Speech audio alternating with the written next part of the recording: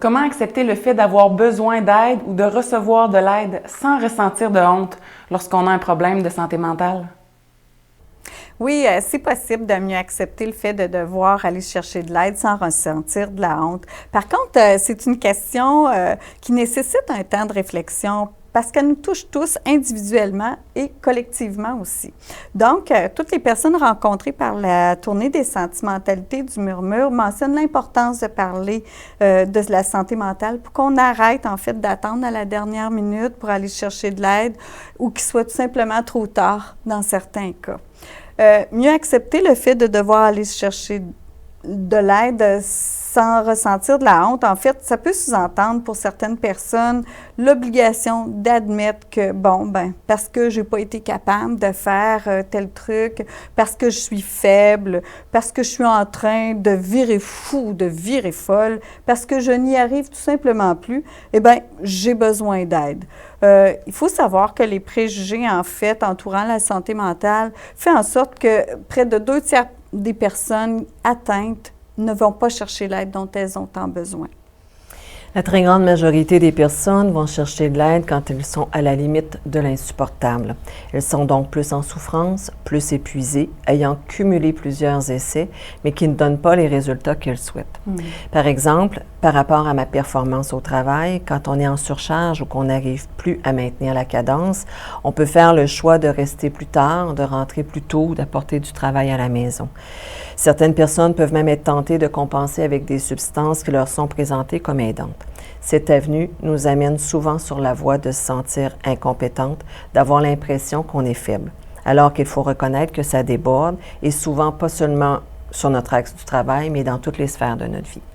Tranquillement, ça nous rapproche qu'on se sent en déséquilibre, sur la corde raide. Des symptômes physiques peuvent s'ajouter, l'impression de manquer d'air, de suffoquer, vivre l'insomnie, de l'irritabilité ou de l'impatience. On finit par avoir l'impression de devenir fou et folle, puis cette expression qui est lourde de sens ravive nos préjugés en lien avec la santé mentale. On a peur de perdre le contrôle, peur de ce que les autres vont en penser, peur de la façon que les membres de notre famille ou nos amis vont réagir, ce qui nous isole davantage. Surtout si on a intégré le préjugé qu'il s'agit d'une faiblesse personnelle. Reconnaître avoir ou être identifié avec un problème de santé mentale nous oblige à faire face à ce que la société véhicule par rapport à ces problèmes. Il est important de réfléchir en fait aux préjugés qui nous habitent et de se questionner sur l'importance de notre santé dès maintenant. Un esprit sain dans un corps sain. Vous avez déjà entendu cette expression-là. D'où nous vient-elle? Elle nous vient d'un poète latin du nom de Juvénal qui a vécu au fin du 1er siècle, début 2e siècle. C'est quand même, ça fait une époque. Donc, comme déjà à ce moment-là, on soulignait l'importance de s'occuper de sa santé mentale autant que de sa santé physique. Alors, il n'y a rien qui a beaucoup changé depuis ce temps-là. Nous sommes effectivement tous responsables de notre santé mentale autant que de notre santé physique. Donc, la première étape est celle, évidemment, de prioriser notre santé et de briser l'isolement. Ne pas rester seul, parce que nous ne sommes pas seuls à vivre un problème de santé mentale. En fait, une personne sur 5 aura à vivre au cours de sa vie un problème de santé mentale. Donc, qu'on se le dise. Et vous avez été en plus plusieurs à le dire lors des ateliers des sentimentalités du murmure. Plusieurs possibilités d'aide sont disponibles malgré le fait que vous ayez essayé plusieurs moyens pour reprendre du mieux. Il faut reconnaître qu'on a besoin d'aide. Regarder autour de nous pour trouver une personne à qui on peut se confier et en qui on a confiance. Si on n'a pas personne autour de nous, il faut aller vers un médecin, vers notre pharmacien, vers le CLSC ou un centre de santé. Il y a aussi des organismes communautaires comme le Murmure qui sont une bonne oreille pour vous aider à trouver les ressources ou à vous accompagner. Si vous ne connaissez pas les ressources autour de vous, faites le 211, on vous donnera l'information nécessaire.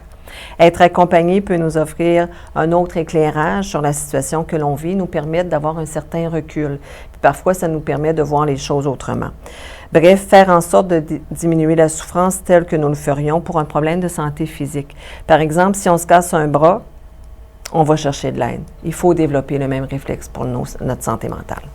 Ouais, en fait, aujourd'hui, plus que jamais, il est possible de mieux accepter le fait de devoir aller chercher de l'aide sans ressentir de la honte. Les ateliers de la tournée des sentimentalités du murmure nous l'ont prouvé. Toutes les personnes rencontrées ont mentionné l'importance de parler et de s'occuper de sa santé mentale afin qu'on arrête d'attendre d'être rendu au bout du rouleau avant d'agir. Donc, allez vous chercher de l'aide.